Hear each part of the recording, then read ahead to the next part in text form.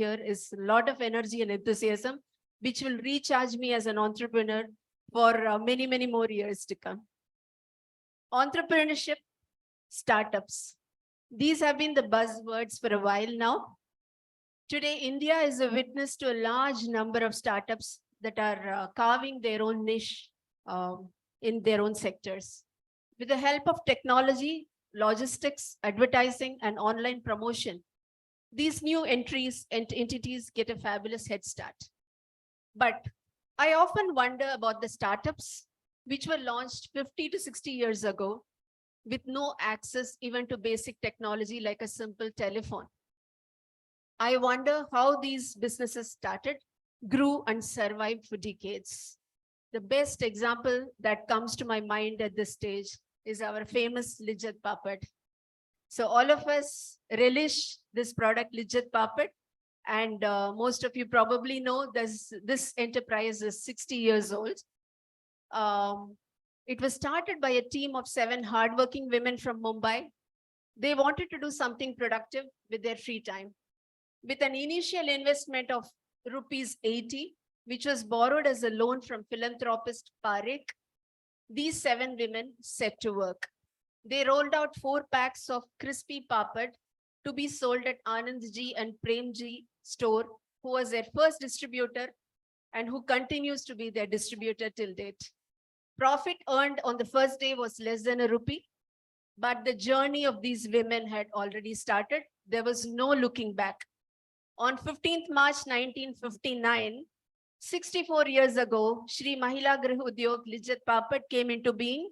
It founded by Srimati Jaswanti Ben Jamnadas Popat, who is now 93 years old and still alive. She's an inspiring entrepreneur. As an entrepreneur, I salute her.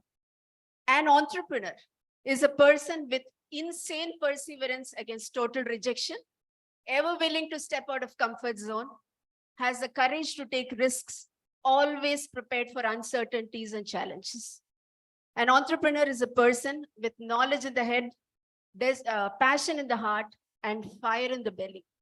So after 2 days of enriching scientific sessions in basic sciences, health sciences, environment science, today we can look forward to an inspiring session on entrepreneurship and innovation. So in today's session, we have 3 inspiring entrepreneurs who would be sharing their story with us on how and when the entrepreneurial bug bit them and the roller coaster rides they have been taking ever since. So in the interest of time, I request all the 3 speakers to please adhere to the time, which is one of the most important factor for an entrepreneur. Time and punctuality is very important. And if you get carried away with your talk, I may have to alert you with a buzz and a ring. So please stay on track so that we have enough time for discussions, because from yesterday, many people have come to me and asked me how to set up a business. So this is the right forum that we can sow some seeds of entrepreneurial element out here before we leave. So let this session be more enriching. And speakers, please keep your talk to 15 minutes and we can have discussions after that. And please also look at the questions in the chat box so that we don't ignore them or leave them out. So this is my request. So today's first speaker is an online speaker, Mrs. Kirti Poonia. She is a co-founder, Relove. The title of her talk is Circular Economy and Sustainability and in Fashion Clothing. May I have her profile? Yeah. So Relove helps fashion brands become more sustainable by hosting brand-owned thrift shops and digital factory outlets. So basically, I think many of you must have read in the abstract book. So she has started her journey. She was an engineer by qualification. So this is what a passion can do to a human being. You can switch gears, you can change tracks, but if the passion keeps you going, you can just achieve success at any point, any age in life. So here is a story of Kirti, from engineer to sustainable fashion. So in the interest of time, I would not browse through the entire profile. Kirti has to excuse me for that. Over to you, Kirti. Thank you so much. I'm going to also share my screen.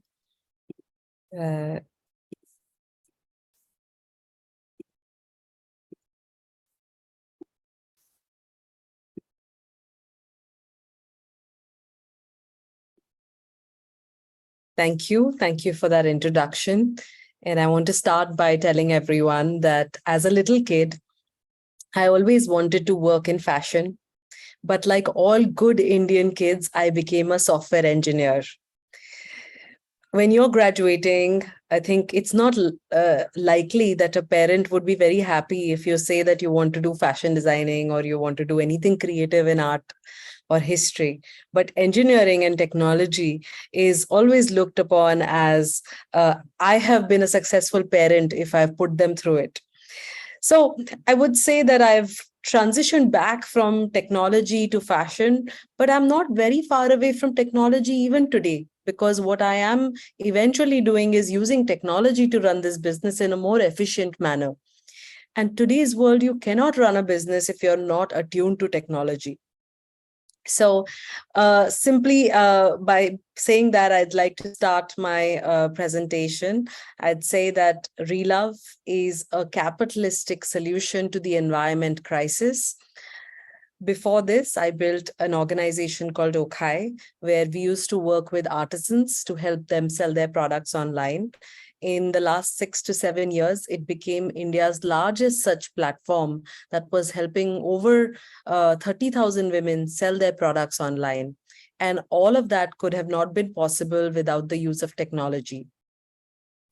While running that business, I realized that there are a lot of inefficiencies in fashion, and there needed to be a solution for fashion to be more efficient when it comes to underutilization of garments. All of us, including all of you in the audience, you must be wearing only 20% of your wardrobe 80% of the times, which means that there is a large amount of clothes lying in our closets underutilized. Yet businesses are overproducing, right? We produce a lot more than what we sell, and then we even use a minuscule amount of what we buy. So we were thinking about circular economy as something that can be a great solution. But at the same time, if engineers create a business idea which is technologically very advanced, but not money making in its nature, it's very difficult for consumers to adopt it. It's very difficult for businesses or companies to adopt that solution. So I'm a big fan of capitalistic solutions to the environment crisis because it deserves that kind of attention. So Relove is very simply circular technology, which enables growth for brands. I'm going to talk a little bit about the word sustainability. In the last few years, if you see Google Trends, if you see the data behind it, you'll see that sustainability as a word has been rising in awareness, right? Consumers today are aware about what is sustainable and what is not. If you see 40% of the entire respondent pool that was actually looking at what sustainability is, that they prefer to buy from eco-friendly platforms. 82% of the people can actually distinguish between different terms today, between sustainable, organic, ethical, right? So it's reaching an advanced level of understanding. If you look at fashion as an industry, almost $70 billion worth of goods are being returned to e-commerce companies, and because of which e-commerce companies are today not turning a profit because half of the money is lost in the returns that come back to them. $74 billion worth is just lying in dead stock, which is clothes that were made 6 months ago but are not sold. $100 billion worth of garments is just lying in people's closets without being worn. So there's a huge amount of underutilization, and despite of that, brands are unhappy because their customers' wardrobes are full and they can't sell more. Customers are unhappy because they want to buy from sustainable brands. They want to be more sustainable, but they can't because of this entire underutilization. And planet is definitely unhappy. To give you perspective, today fashion's impact on carbon is 10% of global carbon emissions, which is higher than all flights and all shipping combined, which means the clothes that we wear are harming the planet more than the flights that we take or the shipping that happens due to commerce. So we tried to figure out a solution, and we developed 3 re-commerce technologies, which enable better utilization of the planet's resources. So the first one is simply a resell button in the customer's order history. Very innovative idea, something that we had to develop a lot of partnerships to commercialize. So we worked with our first fashion brand last year in November, a year and a half ago in November, and launched a resell button for every order placed on that website. So the customers can simply come back to the brand's website, click on resell, enter a few details. I'll walk you through them, and they can actually sell that product to another consumer of the brand. In the process, everyone makes money. The seller gets something for an item that they had lying in their closet. The brand enables the resale and makes a little bit of commission. Relove enables that transaction, and the buyer gets something for lesser.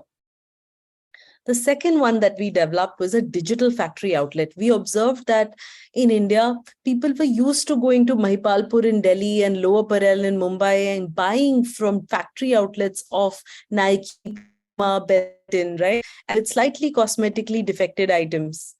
They're okay to buy it as long as there is transparency about where the defect is, which we were able to see when we went to a store.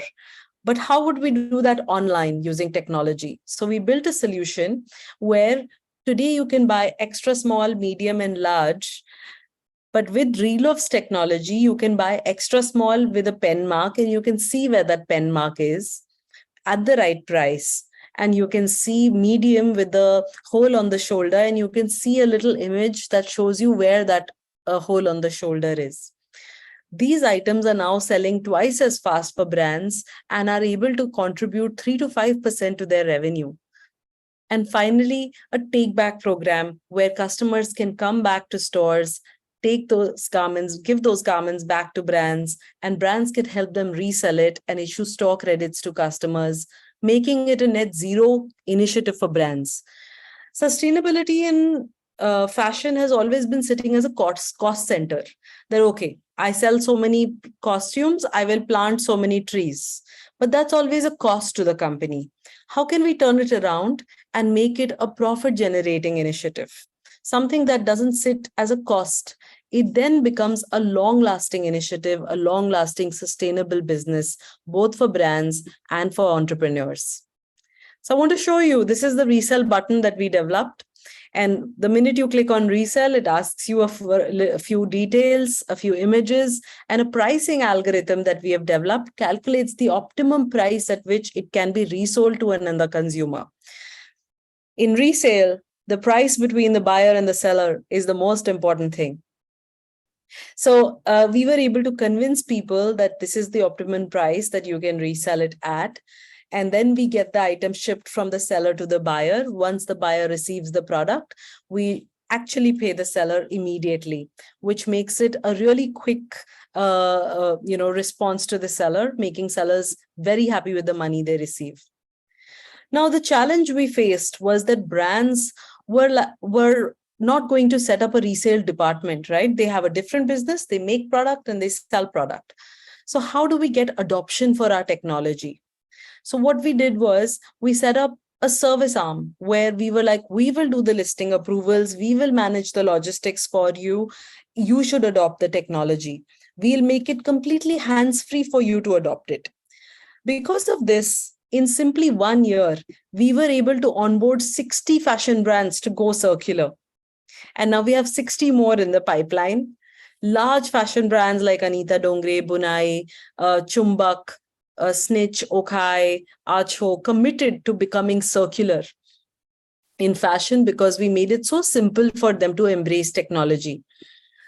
I want to show you this video as a final end to my presentation, and then we'll do question and answers about the journey because I'd really love to interact. Well, it might be time to declutter. But we get it. They're perfectly good clothes that shouldn't end up in a landfill. Introducing Relove, a quick and easy way for you to sell items you no longer wear. Add a few details of your garment. It only takes 60 seconds. And Relove will pick it up right from your doorstep for free. Choose cash or store credit and get fantastic deals. You can buy using Relove too. Shop from your favorite brands at up to 70% off. With a Relove guarantee, Items are in the condition as described by the seller, or you get your money back. You can buy great garments at great deals and help eliminate fashion waste. So what are you waiting for? Start reloving today. Thank you. I would love to take questions. That was an amazing presentation, very inspiring, more so because of the switching of gears that you did from engineering for the sake of your parents to sustainable fashion for your own passion. So the floor is open to questions, please.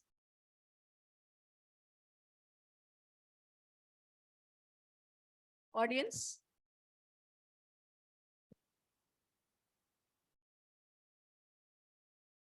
Hello, Kirti. That Hi.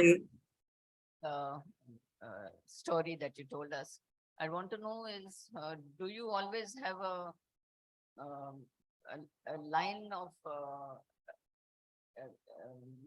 should I say that? Where did you get the sample from? Where was the material from? And till you got it and you resold it. Is it always that clear?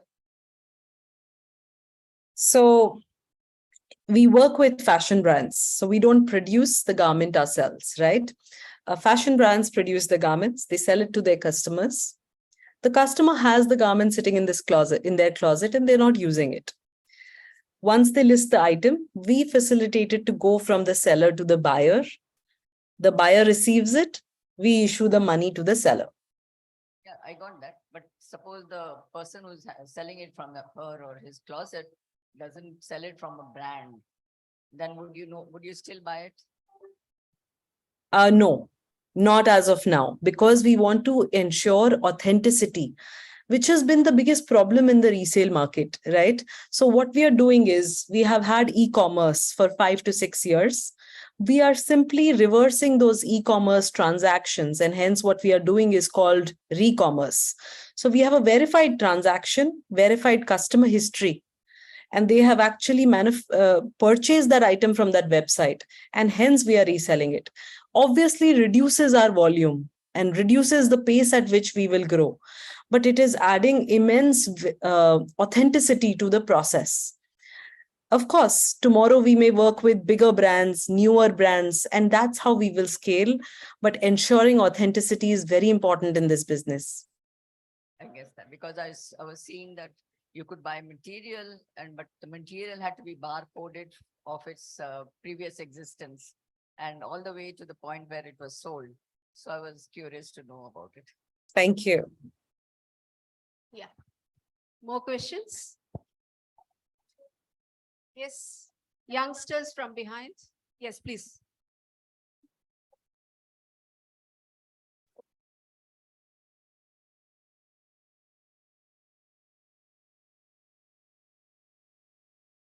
It was a really interesting concept.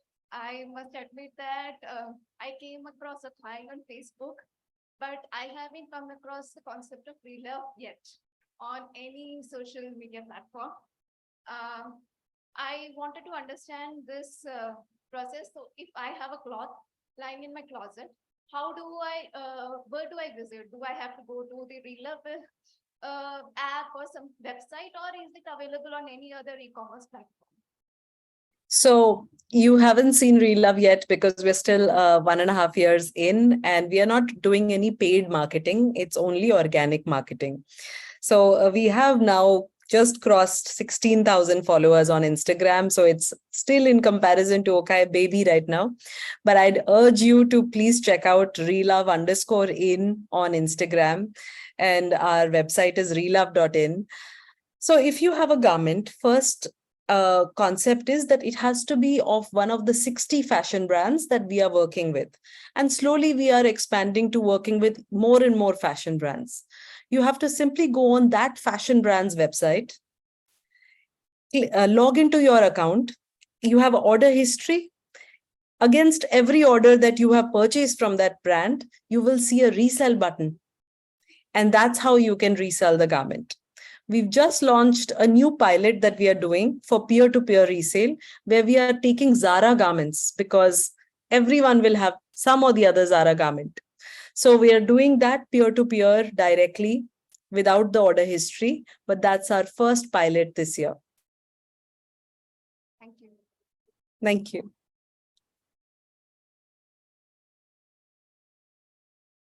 More questions? Audience? That's it?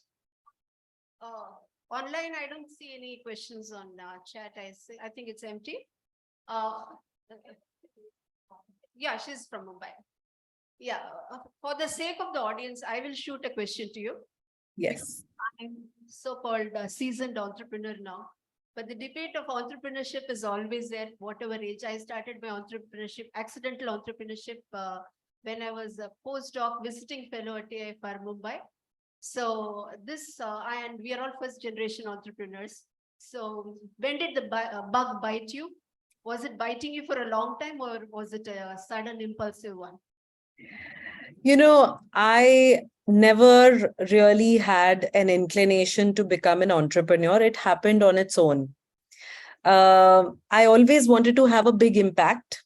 And when Okai happened and it had such a big impact, I didn't know that I was actually creating a big organization. I was trying to create livelihood for women.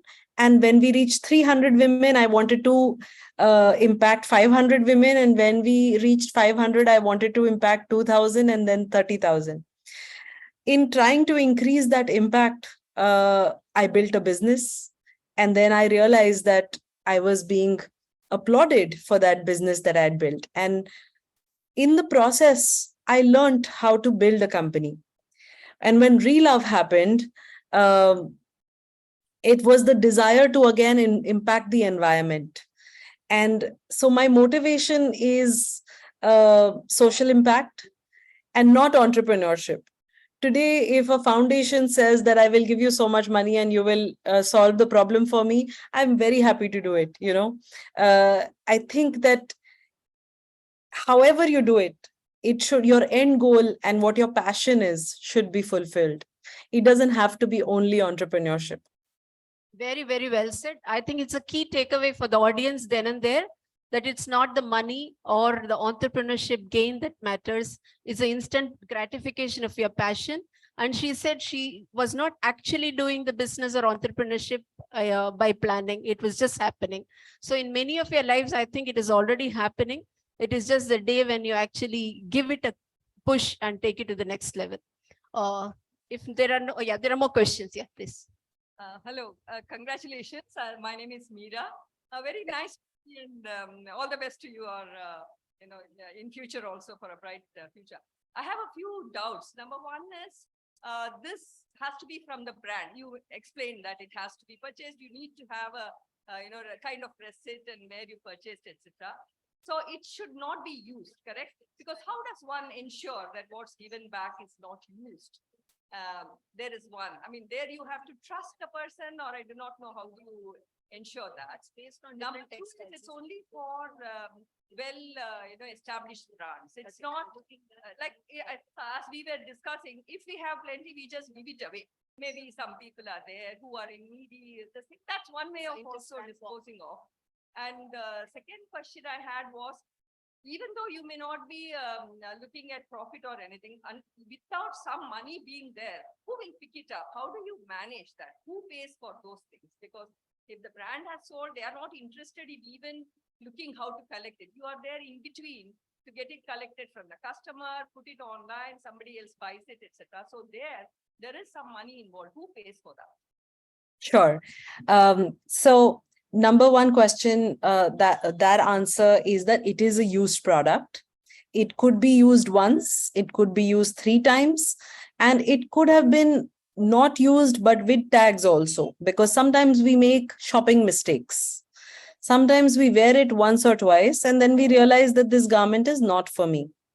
So in the listing process, the seller is incentivized to not lie, because if they lie, and the garment goes to the buyer, and the buyer says that the defects are not as specified by the seller will simply not get paid. But if the seller says that there is one button missing and that I have worn it 2 times and it is slightly faded, it is transparent communication between buyer and seller. Our UI design and UX design is done in a way that the seller is inclined to not lying about it because they will not get paid. In the last 1.5 years, working with about 60 brands, our damage order transaction, where the damage was more than what was specified, is less than 1%, which means we have been able to achieve this transparent communication between the buyer and the seller. The second question is also fair enough. Are brands interested in reselling something that's old? It's difficult to get the brand's attention to do this. Yes, for me, go door to door and tell the brands that they should become circular has not been easy. But I have been able to communicate the intangible benefits of doing this, which means the seller becomes a loyal customer to the brand. There is deep customer loyalty because they take store credit sometimes in return of selling that item and then come back to the same brand to purchase something new. Some buyers of the brand are now purchasing their first-hand goods fearlessly because they have an insurance of sorts that should I not like this item after wearing it once or after buying it, I have the option to resell it. So there are immense amount of intangible benefits of doing this for the brand, and hence brands are agreeing to becoming more circular. Finally, there are some genuine brands who actually want to do something good for the planet and they want to be more sustainable, and hence they are agreeing to do this. Now, in terms of the economics, which was your question as well, who pays for this? So suppose the garment is for 100 rupees. First, the buyer will purchase it. A part of that will go to the seller. A part of that will go as commission to the brand. So every time the product is resold, the brand will earn some small commission. That is again one more reason why they will agree to facilitate this transaction. And Relove makes a commission as well to take care of the logistics and the customer care between the buyer and the seller. Yeah, we have one last question and then we move on to the next.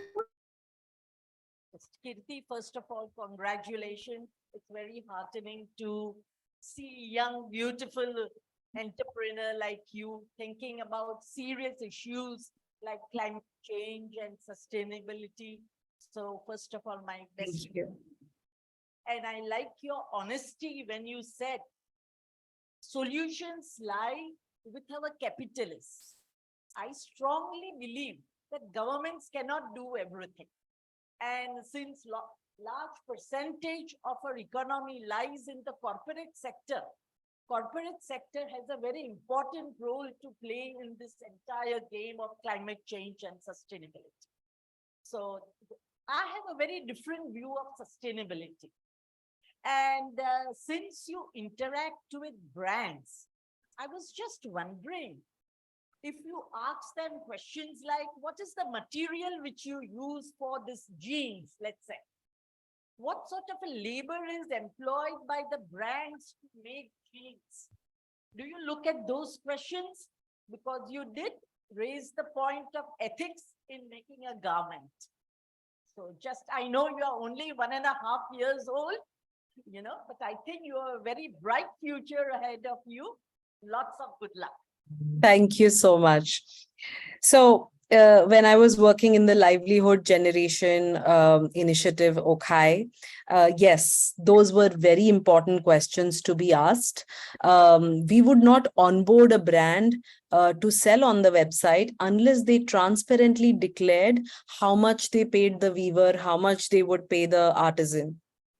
In the current business, it is more focused on environmental impact, and hence we are analyzing how the brand is actually manufacturing and delivering that garment to a customer. But fair enough, those are very important questions to be asked. And I think I'm going to take that as input rather than saying that I'm already doing it. I am not already doing it. I should be doing it. So thank you.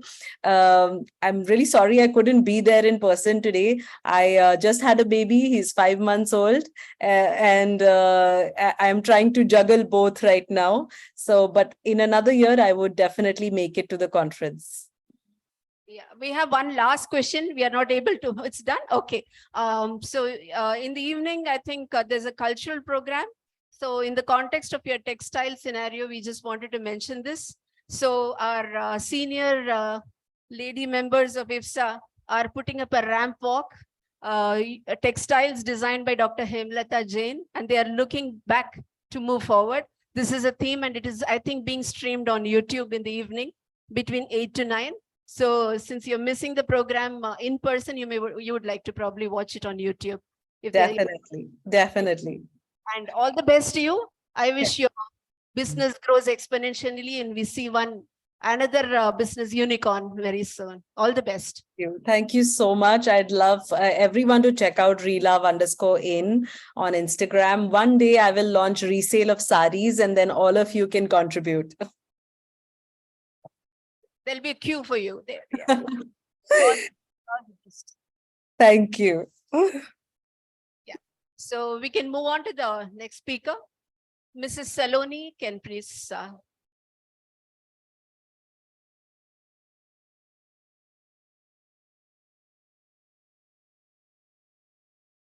Yeah, the next speaker in this session is Mrs. Saloni Godbole. And she's a co-founder and CEO for Cami Bioscience. She's also a scientist turned entrepreneur. And it's amazing to see entrepreneurs who are switching gears, who are not necessarily following the actual qualification for which they went to college. But there is something in them which says that there is something along the track that they need to do. There's a turning point. There has been a trigger. And that is a key takeaway you all must probably draw from here, because we would like to see more entrepreneurs coming up, providing more job opportunities to the society. That's what we would all love as an end result of this session. So Saloni is going to take us through her journey of entrepreneurship in the context of science and women soaring high on the wings of change. So we could quickly see what she has got on her profile. Yeah, she's a scientist turned entrepreneur. And she is interested in microbiology, biotechnology, animal sciences, textiles, environment-friendly products. So this is a huge list of things she's interested in. And there's a huge profile list out here. In the interest of time, I would like to proceed with you and you can take over. Thank you so much, ma'am, for a crisp introduction. And as we are running short of time, I would like to discuss key points, but as you know, it's about entrepreneurship and the context of science. So first and foremost, I'm really, really grateful to all of you for a super audience out here who have always been inspiring. And this year, I couldn't volunteer much for the conclave. Last 6 months came suddenly in my life where I had to get married and everything changed. So, so my apologies to all of the inspiring women here whom I couldn't be of any help. But I'm here, and I hope that I'm able to bite that entrepreneurship bug to all of you. And I must say that all of you who are waiting here are already somewhere inclined. That's why we see a very good presence here. So to take you through entrepreneurship in the context of science, how many of you have seen Shark Tank or heard of it? Yeah, so this is the change, and that is the wings of change that we talk of. Entrepreneurship and business coming up in the prime time on television, so that all of us get to see it. Amazing innovations, amazing technologies that we get to see, amazing, inspiring people. So why entrepreneurship and science? Anyone? Why are we thinking of having a business based out of science? Anyone? We would like to have it interactive. So why do you think why this topic? We see businesses, bachat ghats, food businesses, textile businesses. Now we're thinking of science and business. So why the need? Yes, absolutely. Whether it is food engineering, food sciences, even Lijjat Papad as a product is a science. Otherwise, it cannot be replicated. It cannot be scalable. The food, the textile that we just listened about, the textile business, all clothing brands are a science to make a certain product in a certain manner and to scale it. So science lies the background of it. Secondly, as more and more people are coming into sciences, and there are very fewer opportunities when it comes to employment, because the government agencies will only have few scientists to hire. What will the other people do? So as a means of employment also, it is very, very important that we think of sciences, and I'll tell you why as we move ahead in this direction. So now let us see the definitions of two things, science and entrepreneurship. Yeah, so if you think of science, science is the pursuit and application of knowledge. Ma'am just introduced us to us, and a systematic methodology based on evidence, right? So it involves problem solving, simplifying a complex problem, any science, biology, physics. And of course, we think of a societal benefit. We always think of that, whether you're a scientist, a teacher, a student, we always think of that. Entrepreneurship is the ability and the readiness to develop, organize, and run a business enterprise along with any of its uncertainties in order to make a profit. So it's risk, money, and a lot of patience. Do you see any similarities? As all of you established scientists, working in labs, having a extensive research career, have you all gone through all these things? Uncertainties, get completely focused on your research, funding you have to still continue doing passionately, right?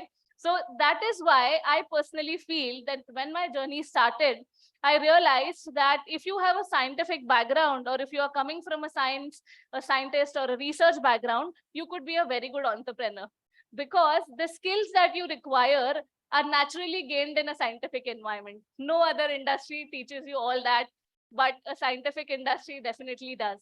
Now you would say, but entrepreneurship requires a lot of skills, business skills, other skills, right?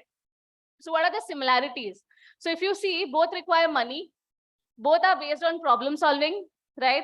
Experimentation, patience, perseverance, data, and confidence to recognize that failure is a critical aspect to success. Do you all agree that we are never really worried about failure? We keep on doing our experiments. We keep on being hooked onto our projects, whatever come may, and one fine day, something clicks. Right? So this is the actual process, what an entrepreneur also does. And that's why we have a successful entrepreneur, scientist and entrepreneurs amongst us, ma'am. Then there are so many more that we see today. And why it is important, and I would also say easy to become an entrepreneur if you have a science background, is, like I said, we have all the skills that are required to be one. And secondly, it is also a way where you can be independent. You get the money to do things, right? You get the environment to do things, and there is a lot of scope. So if you really like problem solving, so as a kid, I really hated maths. But when I grew up, I realized it's more of problem solving than maths per se, you know. So if you have that problem solving attitude in you, then naturally you're an entrepreneur, because you want to simplify things, right? So moving on, so you'll see what are the skills. So these are the top 10 skills required as an entrepreneur, listed by Stanford Business, okay, and Harvard Business as well. So just go through these: management skills, communication and listening, critical and creative thinking, strategic thinking, finance management, teamwork, problem solving. Have we missed out on any of these skills? Starting from the thesis, the dissertation in our college, to a scientific project, to applying for a grant, to become a scientist somewhere, aren't we really acquiring these skills everywhere? Whether you're a teacher, a scientist, or anyone, these are the skills that we have naturally acquired. So one or two maybe a little lesser, like finance management or branding maybe. These may be skills that we don't know, but there's always a scope to learn about or hire a person who will do that for us. But if you see, 90% of the skills that are required by an entrepreneur are already present in a science-backed student. So that's the key, that why we need to really think of entrepreneurship as a scope, and that's about it. Now, so if we think of all of this, there are many women like us who have utilized this potential, and we see a change happening. So there are around 14% of the total entrepreneurs in India. That is 8 million women are entrepreneurs. Now that is registered data, right? Data for registered entrepreneurs. Isn't it a very good thing? 8 million entrepreneurs. Just let's us all clap for all the women community. Let us all clap. Thank you.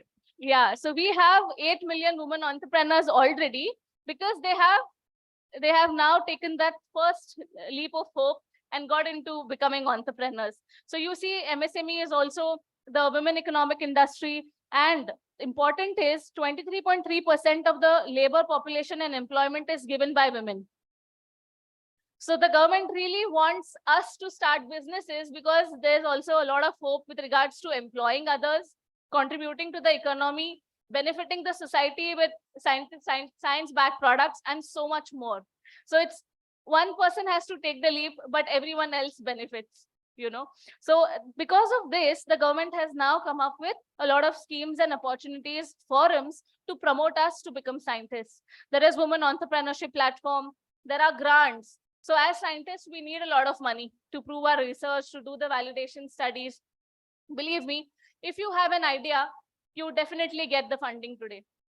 So once I was a student, I was a microbiology student, and there was a investor who I had met when I was in my college times, and I used to tell him, "अरे मुझे microbiology या इसमें research नहीं करना है, क्योंकि इसमें बहुत पैसे लगते हैं."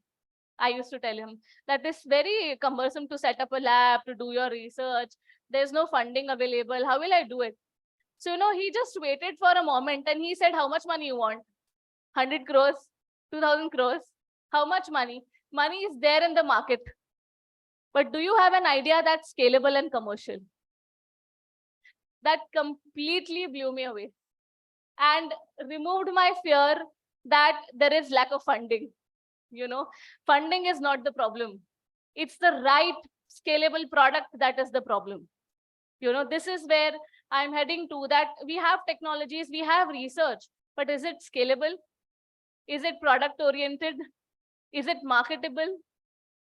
So these are the questions we need to ask. And then there is a lot of funding, there's a lot of government support, everything comes because you're doing it for the society and not just for yourself.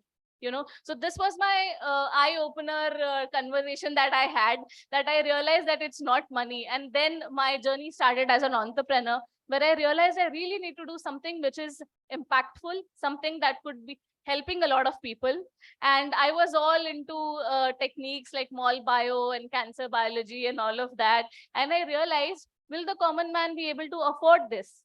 Even if I develop something, it would still take next 5 to 10 years for a common man to afford a technology like that, whether it is diagnostics, whether it is stem cells, anything of that sort.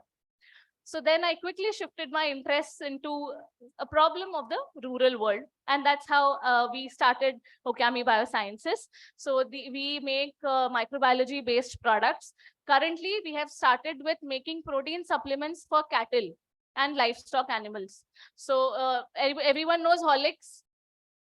Yeah, so we make a Horlicks sort of a product for animals to improve their health, for animal productivity, improve the quality of milk.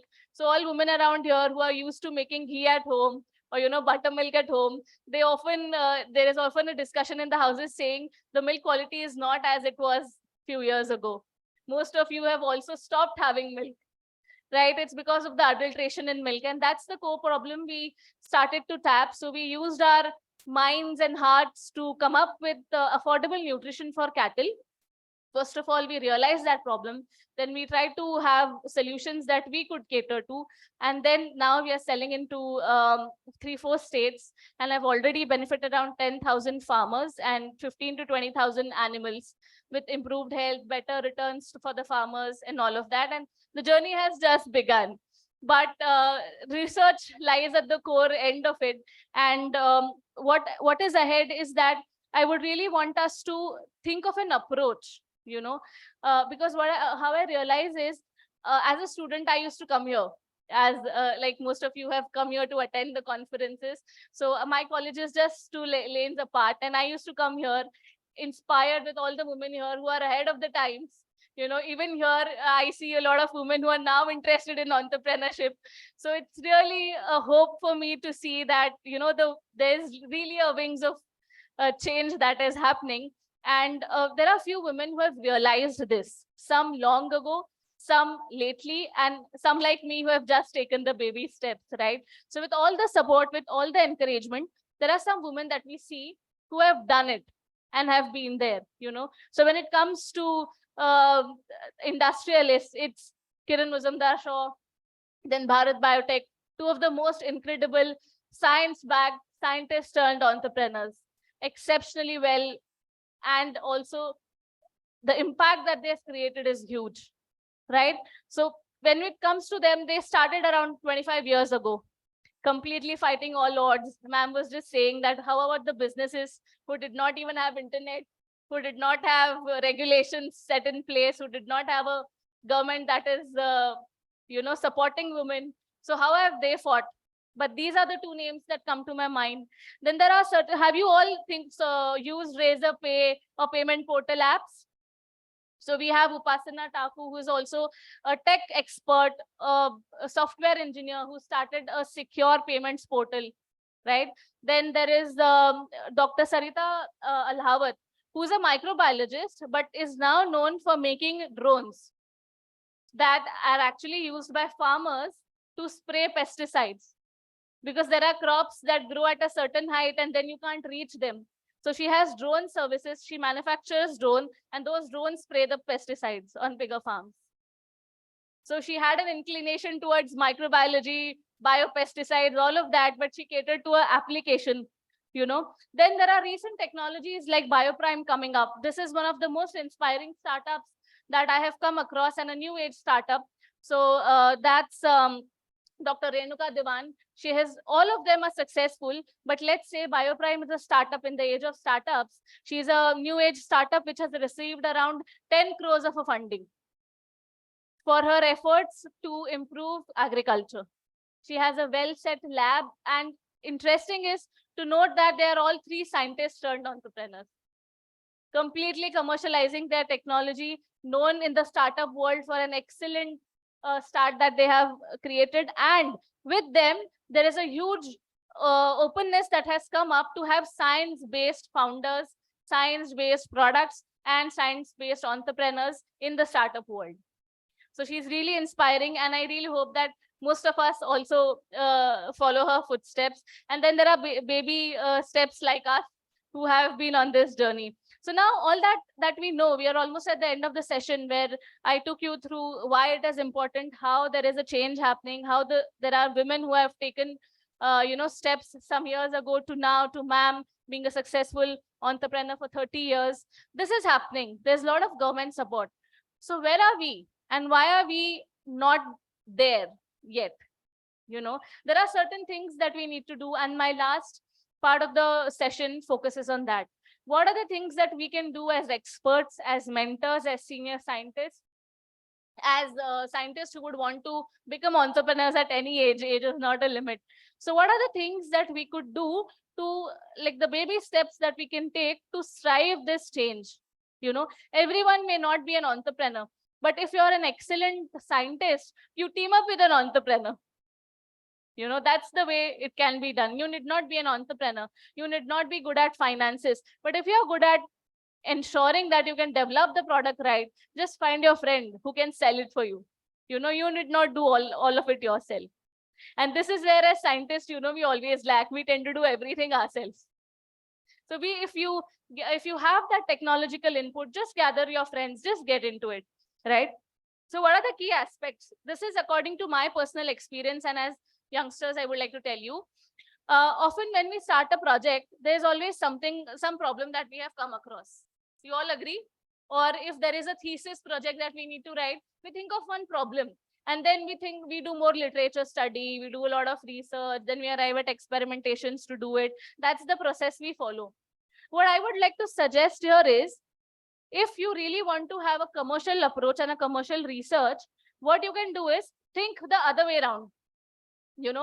This is a problem. Okay, I realize a problem. What product could solve this problem? What product could solve this problem, and how much cost should the product have? As consumer, just think about it. Okay. For example, if I have a farm and I have a lot of pests in my farm and I need to develop a solution. So think of what is my problem? Who is it for? Will it afford that much of an amount? Or you can arrive at, okay, This is my problem. There are these problems are faced by these many farmers, but a farmer cannot afford more than 10 rupees. Now you have the economics first in place, then think of solving it. This is the approach most of us don't have, you know. So first thing is to think of an economic approach. Start the other way around. Identify problems from the core industry. Talk to the industry people. Talk to people who are there outside, who are having real problems. Because we as scientists need to think problems on a very theoretical level, based on our understanding. So whenever we take our solution to the industry never wants our solution, because that's not the real problem. So that is how we need to really start. We need to start the other way around. Think of economics and problem solving. Ensure that the problem is scalable. And most important is, even if it is a lab scale of MSc level research or a project, a small project that you're doing, please have research and data analysis on that. Even if today, even selling data gives you a lot of money, even selling data gives you a lot of credibility, but the research has to be very crisp. So even if you as scientists, we as scientists are very good at research, let's think of doing research which will be of use to someone. So today, if I am thinking of making a product for cattle, I do not have a research on indigenous cattle. But I get a lot of research based on cattle in US, cattle in New Zealand, a lot of research that is available. But it's of no use to me because India is the largest producer of milk. The largest population of cattle is here. But do we have data on it? We do not. So then how can an industrialist develop a technology? He'll have to waste a lot of years onto research first and then develop something.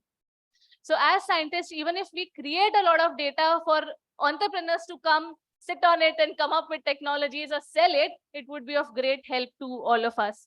So that's about it. And to completely put an end to everything, these are the things that we also as scientists incorporated in our journey, the government schemes, the newer approach that we require, the end to start approach that I talked of. And we came up with 6 to 7 products for cattle. We deal with farmers day in, day out, and the scale is growing. Thank you so much, everyone, for listening to me. And I am open for any questions. Thank you. Thank you, Saloni. Thank you so much for having me here, to the entire IBSA family. Thank you. Thank you so much. That was a power-packed presentation, I must say. And I can see all the energy and enthusiasm of a successful entrepreneur. And I will not be surprised if very soon we will find your pic being displayed by some of your juniors in the future presentations.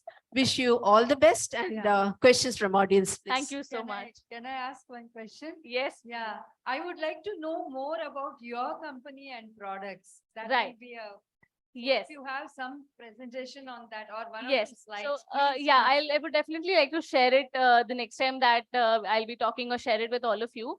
But my product is based on how many of you are vegetarians?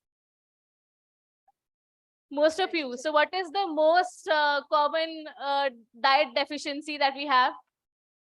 Proteins, right? So all our cattle and our livestock animals are all vegetarian, strictly vegetarian. And protein is also a deficiency in them. So what we do is, whatever nutrition is given to cattle, protein is the key deficiency. Along with protein, there is lack of probiotics, good microbes for their digestion, all of that. So realizing this, we have curated products. So it's like a supplement where we have added everything that is otherwise not present in a cow's diet or buffalo's diet. And with that, there is more milk, better health, infection, like they can fight to the infections better. So just to give you numbers, last year we had around 20 lakh cattle dying because of an immune disease. So like we had COVID, cattle had lumpy virus. And it does not have a vaccination. The only cause and the only cure and prevention is good health and good immunity.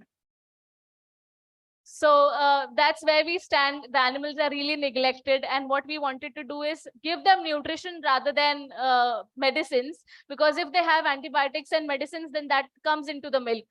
And then we can't have that antibiotic present milk. So it's a slow fire that we are starting. And that's what we do, ma'am. Hope that answers your question. So that is how we have started, and we manufacture it ourselves, and we are also selling it ourselves. Yes. Good evening, ma'am. I have two questions. We have heard protein powders for kids. How did the idea strike you to produce some protein powder for cattle? Was it your first idea to become or you had some different ideas also, and you were able to commercialize this one? Right. And second question is, you said funding is not a problem.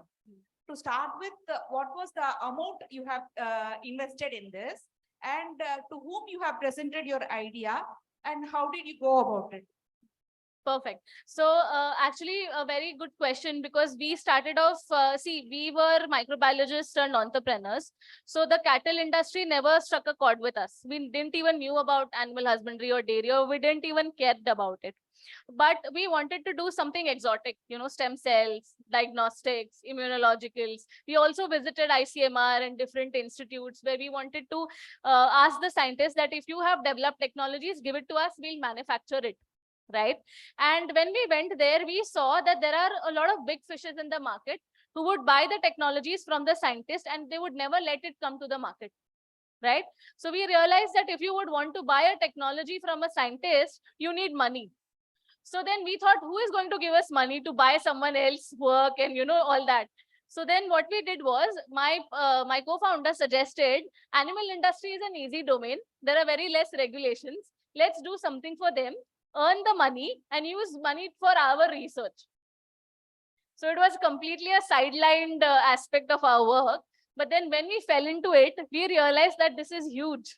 So forget diagnostics, forget cancer, forget stem cells. This is huge, because this is everyday impact. And that's when we came up with nutrition. So we made basic nutrition from them. Like we have dal chawal. So we made dal chawal for them. And then we applied for a loan from SBI, and we started our journey. The machine came, the factory was laid, everything happened. And then the COVID hit. So 3 months, we could not move out of our places. The stock was lying around. And 3 months gave us a lot of time to think that, is this what the farmer really needs? With the changing times, the prices of milk were going down. There were buyers who had cut down on milk because it was not affordable anymore. The complete dairy industry was affected, right? As you could see, all the milk that is made in Mumbai goes to the railway pantries, offices. The offices closed, the chai walas closed, the ice cream parlors closed, the railway pantry closed. Where will all the milk go? So then we realized that this is not what the farmers want. They would want that minimum investment, maximum output. So then we only focused on the key things that are absent in their normal feeding regimes. And protein was one of the things that we came across, that protein really is absent. And they have 4 stomachs. So cattle have 4 stomachs. So in that, what happens is, technically, most of the protein is bypassed. So the microbes don't use it. They bypass it, and then the protein is wasted because the animal cannot digest it. So we came up with microbiology based, we made microbes to make a protein which would be utilized in the gut, technically. So that way the protein is now utilized by the animal, and then the results are seen in the milk quantity. Yeah. So that is how we arrived at it. And to answer your second question very quickly, initially there was a very less investment that we ourselves did. It was hardly 3-4 lakhs. And after that, we had to put up a project proposal. Then the banks funded us. We fall into the startup India category, because that's when the startups had actually started giving funds. So you have to present a proper case study, a proper financial reports of 3 years. This is the idea. This is the money that we are going to make in next 3 years. So give us some funding. After approvals, they give you the funding, they sanction a certain loan. But this is one way. The other way is, you can go to an incubator. There are startup incubators who support you with everything. They'll give you funds, they'll help you devise a business plan, all of that. So with that, you can go with your idea. It has to be commercial. You really need to have worked on your idea. You have to have a proof that there is a target market. There are people who are wanting to buy this, all of that. Then you go to people and agencies who can guide you on this, give you funding, and then it becomes easy. So the government has schemes where, without any collateral security, without mortgaging anything of your like home or a shop or anything, you can get up to 5 crores of a loan as an entrepreneur. Yeah, we can So you take can just one more leverage quick that. question. Yes. I think I'll try Yeah. to make that short and Sure, reply sure. for her as possible. So very nice and very, full of fire and enthusiasm. I wish you all the best first. Thank My question is, you said that you are supplementing protein, supplementing. You didn't say what protein, how, etc. My question is, when I was young, when I used to go to my grandparents' house in villages, they had cows. They always used to use the waste from oil industries, from the till oil, from groundnut oil, from many oils, as well as the cotton seeds. I have coconut oil, all of them. They used to be put at night, morning they have to, and they give beautiful milk. Yes. Is that the thing? Even Treptin biscuits, sometimes I used to eat and think this looks like the waste from the oil industry. So is that the one which you're using, or do you have any other formula for because these are wasted from oil industries, you can always use them as protein supplements. Right, right. So ma'am, very aptly pointed, because as a source of protein, the cattle industry always had oil cakes as one of their main ingredients. And that was the only source that offered protein initially. But nowadays, with the commercialization, the oil cakes that are coming in the market absolutely lack protein or even oil, because the oil and fat is extruded to a certain level for the human purposes. So everything is excluded, and what comes is only fiber. So although the people are feeding these oil cakes, but there is no oil, no protein in it. So external supplementation is required. That is one thing. And secondly, wherever there are homegrown or homegrown oil cakes, oil seeds, and homegrown oiling machines, there if people are still using it, and there you do not need to supplement protein. Yeah, Saloni, can you quickly check if there are any questions in the chat? Yes. And one question from the chat we will take. Yeah.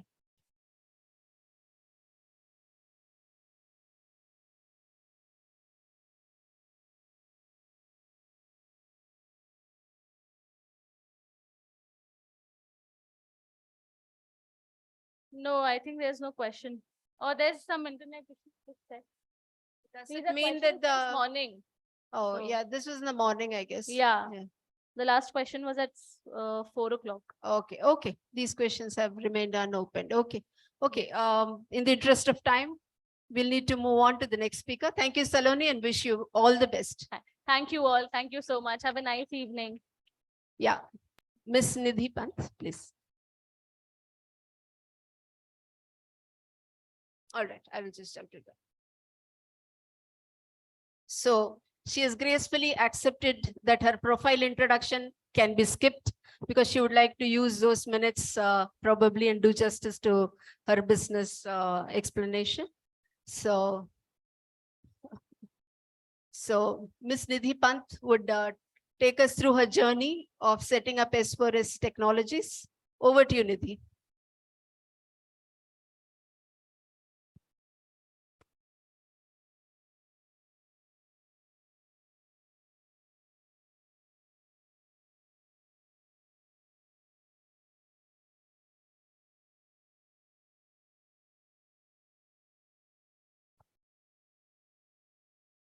Good evening, everyone, and thank you for the opportunity to present our work to all of you. My name is Nidhi Pant, and I'm the co-founder of S4S Technologies. S4S stands for Science for Society.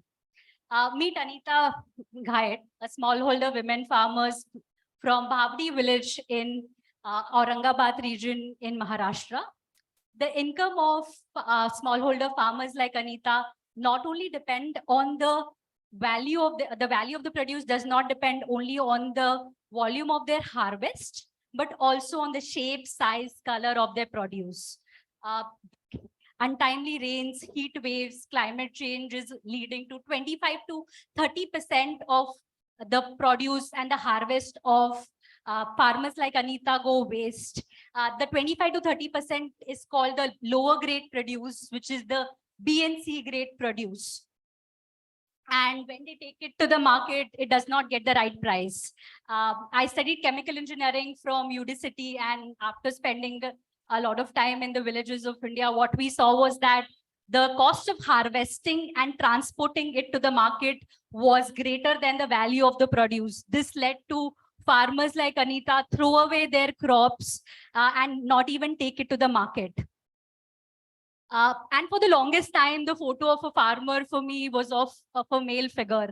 But as I started spending more time in the villages of India, what I saw was that as men were migrating out of their home in search of alternate income options, women were the ones who were not only working on the farm, but also running the household.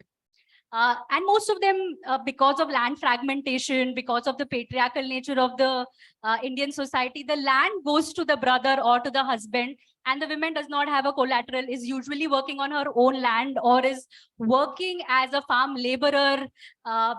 Also, this farm labor activity is sporadic in nature, is not available throughout the year. So the challenges for a smallholder farmer being a woman were more that opportunities for livelihood in the village level, where she does not have to go outside her home in search of opportunities, mobility being such a big challenge. If you actually see, if they want to travel anywhere outside their home in search of any job, they are dependent on their husbands to take them. So the challenges are plenty, and that actually led us to found Science for Society, where what we do is that we work at the intersection of gender, agriculture, and energy access.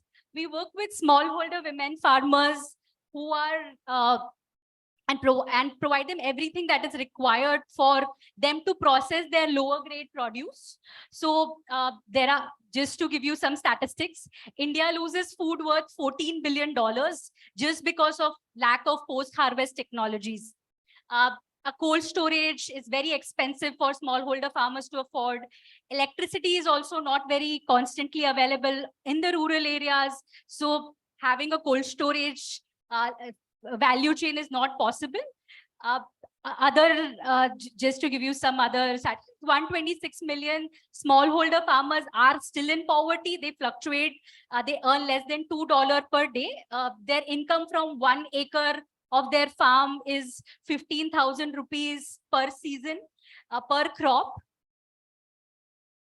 And that's what we are doing with S4S, where we are specifically working with smallholder women farmers and helping them to process their produce. So we started by providing them with dehydration as a technology. We started providing them solar powered food processing equipment, starting with preservation first. So we studied chemical engineering, and using 3 modes of heat transfer, we devised a small dehydrator that these women farmers can use and process their produce, at least store it for their own consumption. So it is a 2 by 2 feet sort of a device where they can put their the produce which they are not taking it to the market, the lower grade produce, the B and C grade produce in the dehydrator, and in 6 to 8 hours, this would be dehydrated and they can use it for their own consumption. So as technologists, our approach was more towards solving the problem through technology. And this is not something new as an invention. India has been seeing sun drying traditionally being practiced everywhere. What we saw was that doing a traditional sun drying, there was hygiene issues, there was uneven drying. It would take them 2 to 3 days to do it. Because of uneven drying, it would lead to more wastage and microbial growth. And what we devised was a device which can do it, all of this in a more efficient manner. But spending more time again with the customer, and all of this device was devised using keeping women at the center, so they don't have to lift more, they don't have to go through any more laborious activities. But just spending time with our customers, we sold around 5,000 equipments in 15 countries, had a good profitable business. What we realized that for these smallholder farmers, technology was not enough. For them to actually make use of this device, for it to be very productive for them, they need so if you ask a smallholder farmer, what do you want? They would say either help me reduce my cost or help me increase my income. And a large holder farmer is definitely more equipped to take the produce to the market and earn more. And that's where we started pivoting, where we are not only technology providers, but we also started providing them with the end-to-end solution. So we work with these smallholder women farmers and help them double down their income, where we aggregate now whatever produce that they make, do quality control and sell it to large corporates like Nestle, Unilever, Marico. Traditionally, what you see is that food processing is always done in a central factory because of quality control issues. You require labor to be available for the know-how. Everything is done traditionally in a central facility. What we have done is that we are doing it in a decentralized manner with the help of solar power technology. And that's how our supply chain works, where we are working with the farmers at the village level. We set up something called village level collection centers, where we buy the produce which would go wasted, the B and C grade produce, the lower produce, give it to our women entrepreneurs who have the equipment. We also face another challenge that most of these women were new to credit. Their husband and their families are not investing anything upfront for them to start their business. They don't know how to take a loan. They never have a bank account. They don't have an historical historical financial statement for a bank to give them loan. And we started helping them to procure loan as well. And now they get this loan from SBI at 4.5%, and they now can start their multiple businesses. So we give the produce to our processing entrepreneurs who have the equipment. We now no longer only do solar powered dehydrators, but we do solar powered milling machines, biomass based milk processors, spice grinding machines, different types of solar powered equipments that we give to them, and give them the entire training that is required for them to process this produce at the farm gate itself.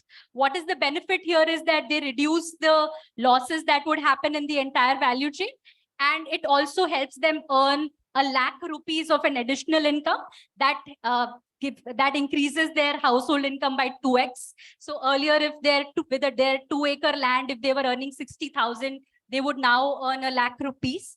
And we take it to a central facility. We have 3 big factories in Odisha, in Andhra Pradesh, and in Maharashtra, where we do any kind of quality control, grading, sorting, metal deduction, making it fit for the customer use, and then sell it to large companies as food ingredients. So some of the products where you would see our micro entrepreneurs have made those products are the French beans and carrot in Maggi noodles, in Saffola oats, in Sting Szechuan chutney. So we supply it to Indian Railways, Sodexo, various QSRs. We do different types of products, starting from fruits, vegetable, pulses, grains, spices, meat, and milk. And all of them have different applications. So 3 ways that tech is in our organization. Firstly is the hardware tech, where we are providing them with solar powered equipments. The second is the food processing tech. What is important is that for them to make it a productive device so that they start earning from this, they also need to be provided with food processing SOPs. So they are cutting right, the moisture is right, it maintains the aroma and nutrition, everything. So we did a study with Bill and Melinda Gates Foundation and National Institute of Nutrition, which validated that there is 85 to 95% of nutrition retention using the technology. And the third thing that integrates everything, that helps us to work with 2,000 such women entrepreneurs and 100,000 farmers in 300 villages of India, is a digital tech platform where they can request for material, they can ask for financing. There is a learning management system. So these are some of the customers that we are currently working with, and where you would have seen the products made by our micro entrepreneurs. And the 4 big technology pillars that we only do not look as technology as hardware, software, or food processing, but a combination of everything. And what we believe is that technology alone is not solving the problem, but it is to be coupled with the right market linkage and also access to finance being very important to solve the problem. This is our equipment. We have multiple patents. We have design as well as process patent for it. It can handle wide variety of material. It maintains aroma and nutrition. The payback period is much lesser. I'm going to skip all of this. It uses multiple level of drying process. So it separates your bounded and unbounded moisture and gives you the more, and the equipment is also completely modular in nature, where it can be arranged in assembled at the farm without much assistance by anyone. Just taking you what is the sort of an impact that it creates is that it prevents the food from getting wasted. The food where we have only not the natural resources that would have got wasted are water, energy, land that has gone into producing the farm produce. It prevents that from getting wasted. When all this produce goes to landfill, there are greenhouse gas emissions that this prevents. So we prevent annually 60,000 tons of produce from getting wasted and 300,000 tons of CO2 from entering the environment.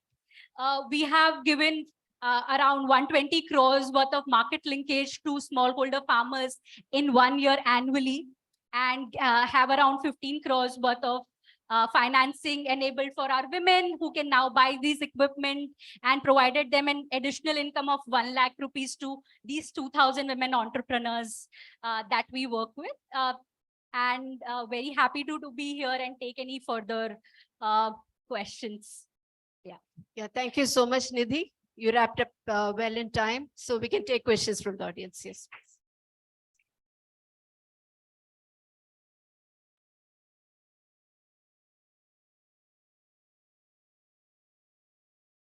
Congratulations for your work, whatever you're doing it. My question is, where are these products available? Do you have market where we can benefit? Yes, we work currently in a more B2B manner, where it is more business to business. We are not B2C. Business to business would mean that these go as the food ingredients in other products. So some products like Sting Szechuan chutney, Maggi noodles, Sapola oats, or if you're having a meal by IRCTC, would have some of our products. So we don't have finished product that we sell on Amazon. These are currently more B2B, so that there is more predictable revenue, because if you want the women to process and you want to give that sort of an income, you need to have a visibility. So we have annual contracts with most of our customers, and we secure these contracts for them. So it is currently a little bit B2B in nature. Our brand name is called Mumba. Hello, madam. Yes. Yeah, it was a fantastic lecture, and we really gained a lot from the process, how you process your ideas to market. But I have a question: who will be bearing the cost of your equipments, and in what way they are able to afford it? Another thing is, then when you are tying up with the bigger agencies or multinational companies to which you sell the product, how they are able to help? Are they able to help the villages in any way? Is there any direct chain? Yes, I'll take your first question first. The equipment is bought by the women farmer. What happens is that these women don't have access to finance. So we help them provide access to finance. They would currently, State Bank of India would lend them at say 9 to 10%, because risk profile is very high. What we would do is that we would integrate them to multiple schemes by Ministry of Agriculture and Ministry of Food Processing. So there are two schemes called Agri Infrastructure Fund and PMFME, through which we integrate them so that their cost of capital becomes much easier. So now they get at 5%, and they also get 30% subsidy on this if they process for 3 years. So reducing their initial capital investment also much lesser. So they buy this from us. We only supply this equipment, and this is for ₹1 lakh. We give them a combination of equipment, whether it's a cutter, a dehydrator, a milling machine. So we will give them these equipments for ₹1 lakh. They get 30,000 subsidy. This is for a period of 5 to 7 years.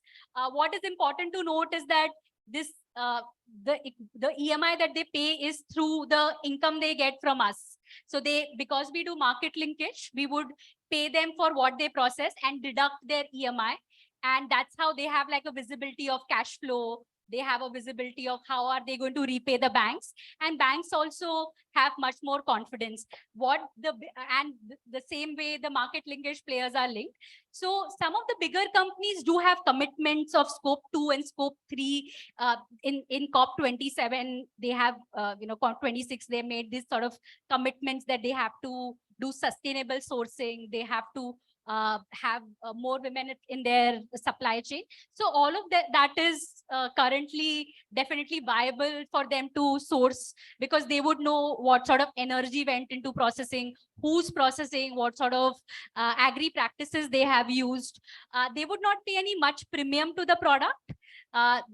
Some companies like Nestle would offer that 5% extra income, but you need to match their quality. What they do is that they give you such big volume that today our company's turnover is say 120 crores, right? We do around 15 crores of monthly revenue. That has only been possible because we have such large contracts. We are able to secure the right quality for these clients. So they give you that visibility in terms of the business, and that helps us to also expand our supply chain much faster, go to more women, go to more states. Okay, congratulations. Thank you.